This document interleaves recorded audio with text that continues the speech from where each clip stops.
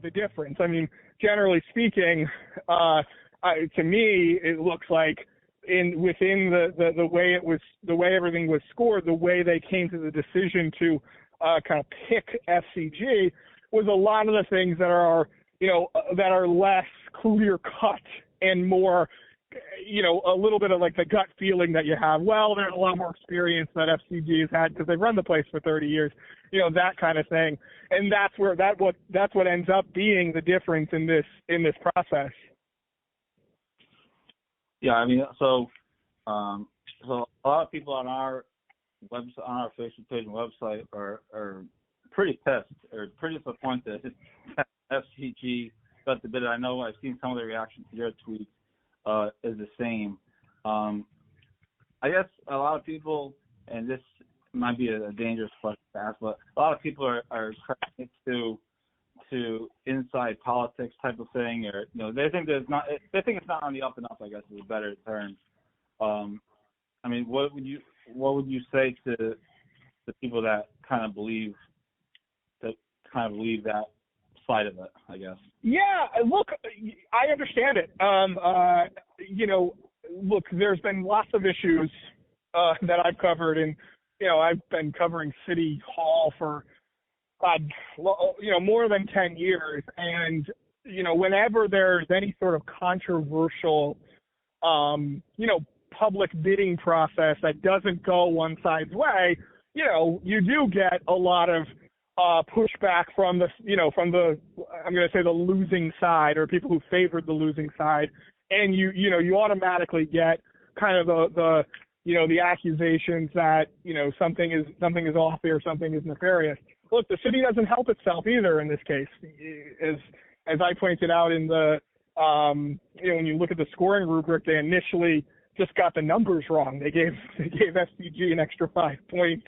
I think when it was for the capital improvements, it was based on 30 points that they were able to give. They gave them 35, right? So the city has not helped itself in any significant way. So I do understand it. I think also, just being candid with you, relationships are real in politics. So it is no secret that folks, I think, from FCG have been, donors to the mayor. They're certainly very influential in politics. Now, the thing about that is does that mean that automatically there is corruption here? Well, no. I mean, you got to look at the other side of this. The RIGA, one of the people leading the charge on the RIGA bidding process is a very good guy, good golfer, Billy Walsh. Billy Walsh is the city's lobbyist at the State House. So, you could argue the other side of this, which is, they had a process which was, they had an insider, on their end too.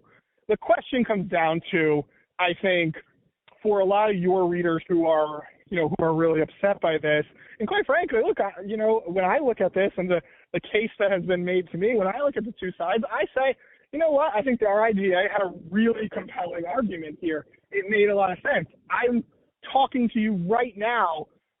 I could throw a baseball at the 15th hole at Triggs right now. And so, when I look at this, I play there. I think there's lots of improvements that need to be made.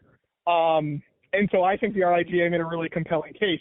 The only thing I would say is when you start to look a little bit into how that scoring went, a lot of the, I'm going to say the talk, the rhetoric, the proposal that was put forward by the RIGA was incredibly compelling. I'm sure they talked to you and made their case. They certainly had me out and made a really compelling case about why they thought they were the best bid. When you actually come down to sort of the looking at what was specifically promised in the bids, things get much tighter, right? The lease back on a city, the RIGA was a little better, offered a little bit more money. The capital improvements, FCG actually had I think maybe a couple $100,000 more there. And so, at the end of the day, what was promised to make a public campaign versus what is actually in the bid and what was in theory considered by the city, I think things get a lot tighter. And so all of that being said, right, if you are someone on the city side here, let's say, again, the mayor's office, because make no mistake about it, this is another thing to be very important and to be very clear about. On the Parks Board of Parks Commissioners, the mayor has deep controls, strong control over how that board votes. They're all his people who are the appointees to that board. And if you're looking at this, maybe you don't want to rock the boat too much. You're kind of on your way out of office. It is, when you look at the two bids, you say, well, maybe the RIGA has a good, compelling case here, but it was not hard, I think, for the city to say, you know what, we'll go we'll stick with what got us here, so to speak. We'll take the guys that already run it. And I think a lot of people, again, if you were really inclined to support the RIGA, you probably say, well, that's awful, that's terrible. On the flip side, as you know very well, I mean, you've written about it this year. You've played Triggs a couple of times. I play Triggs pretty regularly. I mean, the place is pretty crowded, right? Like, for all of its flaws, it's still actually, it does just fine. It's not, they're not coming back to the city to say, hey, we're broke, we can't make our payments or anything like that. And so I think the city probably looks at it like, bottom line, it isn't so bad here. And again, that's not, I understand, like, there are a lot of people who hear that and say, oh my God, that's terrible. But, if you're looking at it, I'd be lying if I was completely objective. Again, I think the RIGA bid was better, but, your opinion, my opinion, actually doesn't really matter all that much when it comes to, the way these guys scored it. Yeah, I mean, I guess this is a thing across politics, and again, I'm not a politics person. I like to post about it. I don't really like talking about it. But I guess one thing that people would say is that, the awkwardness of an outgoing administration kind of making a decision that's going to last kind of well past that. I did an emergency podcast on Sunday night regarding the breaking news, if you will. And somebody had mentioned that, but why an outgoing administration is kind of making or gets to make that decision, or whatever it might be. And I guess that's more of a thing just across all of politics. It feels like, just from an outsider's view. But I guess that's one critique that one of the critiques people have about this. And Joe, I can't argue against it. Look, you've got a mayor who's been here for 8 years, who on his way out the door is going to, make a decision that affects not just, forget the next 8 years, literally, even if Mayor-elect Smiley serves 2 terms as mayor, this contract will go beyond even that, right? It'll go into it is guaranteed to go to the mayor after this new mayor. So, look, if you're scratching your head, it is completely reasonable to be doing it. At the same time, it's bad timing, right? I mean, the truth is, the contract is up, December 31st, and so it is what, it kind of is what it is. You're certainly legally allowed to do all of these things, but there are other scenarios here. Could you have potentially extended a contract for 6 months? Absolutely. Here's the dirty secret, though. For all the people out there who are going to say, and you and I are both going to hear from lots of them who are going to say, you should let the next city council and the next mayor handle this.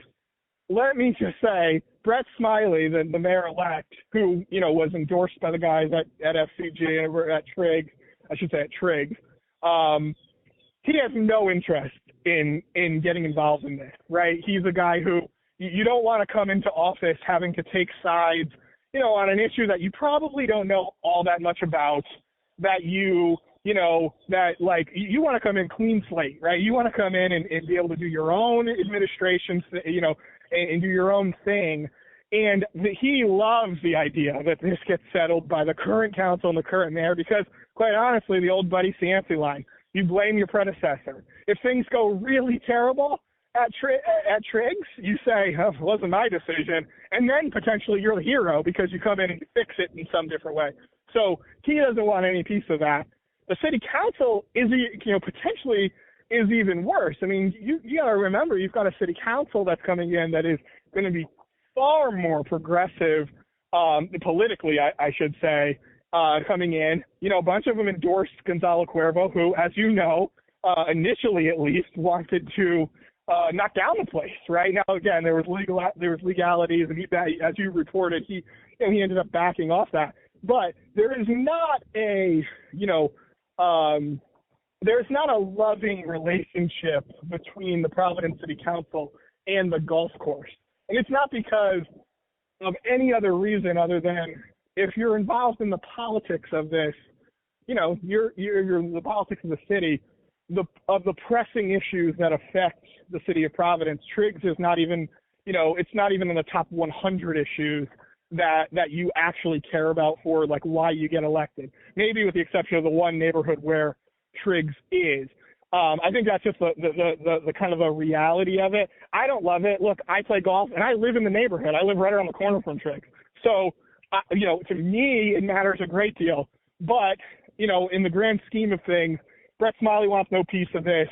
The incoming city council could be even worse. It could be, a bunch of people who want to extract even more money out of the course, and that wouldn't necessarily be the best thing either, because potentially then you get fewer improvements to the course if it's going to cost the vendor more money up front. So I would say there is the enemy you know is better than the enemy you don't sort of thing. There is a little bit of, I think, that in play here to at least consider. I'm not saying it's justification. I'm just saying I think it's something that is worthy of people's thought process here. Much anything I'll let you go. I really appreciate the time. Sure. To clear up some of the politics of this. Is there the bid in the RFP, which we published and wrote about, obviously, calls for all these changes to the course, changes to the parking lot, sign, et cetera, all these things.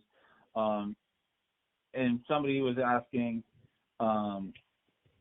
is there, and I guess I'm curious as well, is there any way to, or does the city monitor kind of if these, in this case FCG, but just the company in general, the lease in general, do they actually monitor, what's going on, and if these people are making kind of changes that are sort of required, I guess, by the RFP?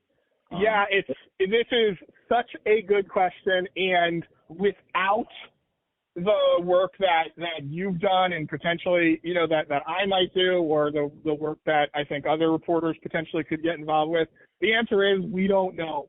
And I think with heightened scrutiny, I think that it forces the hand. Look, if you guys come out a year from now or 2 years from now and you take a look at something that was promised, and not just promised, was required by the bid. For example, right, you have to have something simple. It wouldn't even be related to the course, but like you got to have a golf pro, right? At least under contract. Well, if they let that lapse and Joe Calabro came along and said, hey, what's going on here?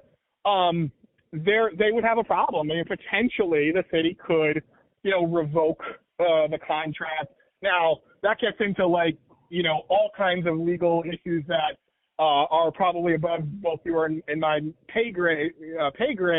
But absolutely, I mean, look, there should be scrutiny over what's happening. Now, I think a reasonable person would say, well, how do we know that they've fulfilled, their past promises? I don't have an answer to that. I don't know. And it's something I'm interested in looking at because I don't know the answer offhand. There's a whole bunch of problems with Triggs that I would say would suggest that maybe they didn't, maybe they lapsed. But, do I think that the city has someone dedicated to making sure that Triggs is on the up and up and doing everything right? No. I mean, I don't think that I don't think that there is a lot of excellent oversight that is done. I separately from being a fan of golf, I coach baseball in the city, little league, and there's always these conversations about who gets to who improves the field and who does these things. And at times, do I think the work is maybe shoddier than it should be? Absolutely. And you always want to know who's in charge of this, who's really overlooking this. And the truth is, it takes people to complain. It takes the scrutiny of the public, of journalists, because you're not going to always get, you're not going to get an inspector to be focused only on Triggs. And quite honestly, if you did, you'd have a whole bunch of people who don't care about golf who are saying, how in the hell do you have somebody that, that is in charge of inspecting Triggs and, you can't figure out the school busing problems in Providence, right? So you get that criticism. That would be, completely unrelated, but that's the kind of critique you would get from people who wouldn't care about this issue in particular.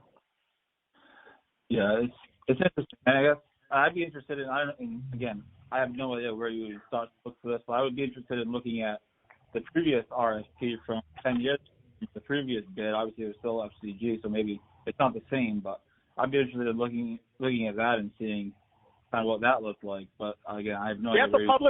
It's a public record, Joe, so it is something that as you give a good idea. You and I probably will both do this after we get off the phone. You can put in that request, and the city would have to provide it. It's absolutely a public record, and you could probably do this yourself. I'd love to see, 30 years of this. I'd love to see the original proposal. I'd love to see what the extensions kind of looked like. I think it's much easier to get an extension traditionally, from what I can tell, for these guys than it was maybe to get it the first time. And this is the first time that you have, a truly kind of contested bid from a very qualified bidder who wasn't just, the RIGA. The thing about this is like, it wasn't just like a different business that is, is good at this work. The RIGA has built, to its credit, with Bob and Bob Ward and just the reputation it has. It has a lot of goodwill in the golfing community. Quite frankly, a lot more goodwill, I think, than the guys at FCG have right now. And so I think that's why this is such a blow to a lot of the golf community, because they're saying, wait a minute, like everybody you always have this. This is a thing that happens in politics a lot is, I always hear from people who say, wait a minute, everybody I know voted against, let's say, the mayor, right? And it's like, well, yeah, I mean, that's lovely, but you live in a relatively small world, and, a lot of people voted for him. I think in this case, it's not so much that the golf community lives in a small world. I think it lives in a world that quite honestly didn't have influence here, right? The influence comes from the people who already have the contract, because they're going to be influential just simply out of their nature. But then on top of it, the Parks Department and the folks who kind of reviewed this bid are going to look at it and say, they scored it and they felt like this is a process. And I would say it's the mayor's office too, because again, they're the ones who appoint the board. I think they felt like the proposals, when comparing them, actually, were better from FCG than from the Golf Association. And so I think that's kind of like, unfortunately, all that goodwill, it sounds good, and it's why guys like you and I think, bought into it. I think if you told me, I mean, Joe, I don't know how, I've known to some degree that the Rhode Island Golf Association was going to be interested in the Triggs contract for going on a year now, that there was some buzzing about how this could happen. And so to me, it sounded, again, like, not looking into the politics, just as somebody who knows kind of the players involved, I said, oh, that's interesting. That's a good offer or a good idea. And I think a lot of people felt that way. And so now I think a lot of people feel very burned. What happens when you feel burned? sometimes you turn to, this must be corrupt. It can't possibly be that the other guys actually had a better bid. And I feel for for a lot of people out there. I don't think FCG had a substantially better bid. But I also, I have nothing to prove in any way that there was any sort of like malfeasance or corruption. I should be clear about that. It feels strange, but they say where there's smoke, there's fire, but that's not the case when it comes to like public corruption, or at least it's not always the case. And that's what's sometimes being kind of alleged here. We just don't need to know a lot more about how that happened and who got what. If there was any sort of kind of malfeasance there. Yeah, I wasn't saying that there was either. I'm trying to say that people are suggesting, like our father was suggesting that something. Yeah. I was trying to stress. Believe me, listen, I'm not reprimanding you by any means, because you and I are hearing, you're hearing from more because you have a better network in this world. But believe me, I've heard in the last week, everything under the sun about, this is corrupt and this is corrupt. And again, I'm not saying it's not possible. This is Providence. Like that kind of stuff it can happen. But on the flip side, it's also entirely possible that, people are a little bit mad that their guys didn't win. And I've also seen plenty of that in my life where the losers, and I don't mean that, in a derogatory way, but the people who lose literally get mad and make accusations and those kind of things. I always say, I need to see real proof before I can go with it. Yeah, for sure. And it's funny, I didn't really know about this until somebody notified me about it. But summer, then I started paying attention to it. I don't really think too many people actually knew this was happening until kind of we started writing about it, and yourself as well. So it was kind of interesting that now all of a sudden everyone's kind of invested in this, has been invested in this.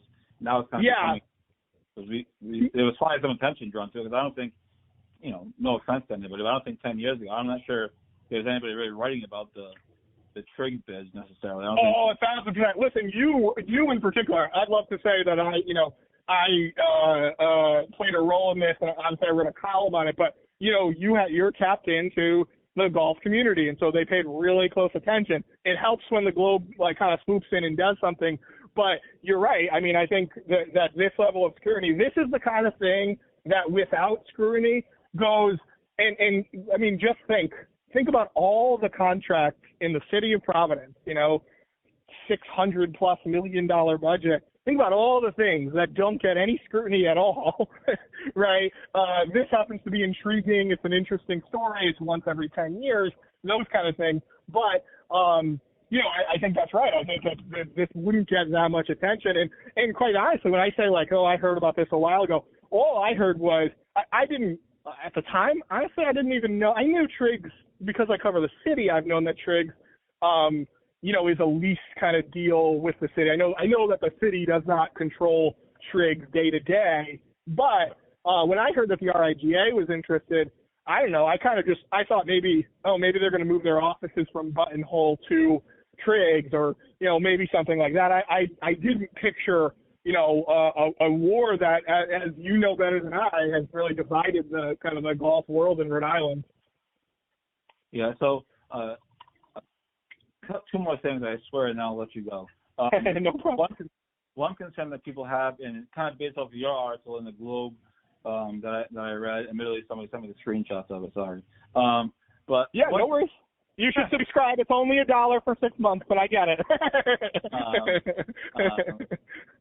One thing that is a concern with now FC bid and is now Riga going to go back there for a tournament, right? Like this past year they had the mid-am. Is now Riga going to call up Carl and say, hey, can we host a state amateur there? And Carl's going to tell him to go screw because Carl is mad. You're disappointed is the term he used in your article that, Riga kind of bid against him. So I'm kind of interested in that whole dynamic. I don't know if we have an answer yet or we'll have an answer anytime soon, but that's an interesting dynamic to me going forward. It's a really interesting dynamic.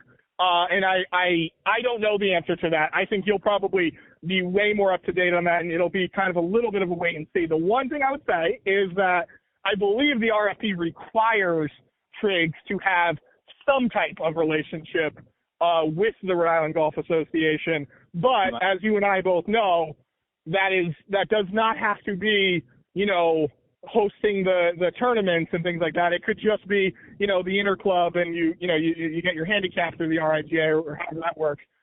It can be very minimal, and so I think that's worth monitoring. I mean, look, the way the business world works, if I'm the winner, Carl and those guys, wouldn't be surprising. They wouldn't be the first people to kind of, shut out the people who tried to take away their bid. And think about it, like it's a corny thing to say, but like, you come at the king, you best not miss. And that's kind of the saying here.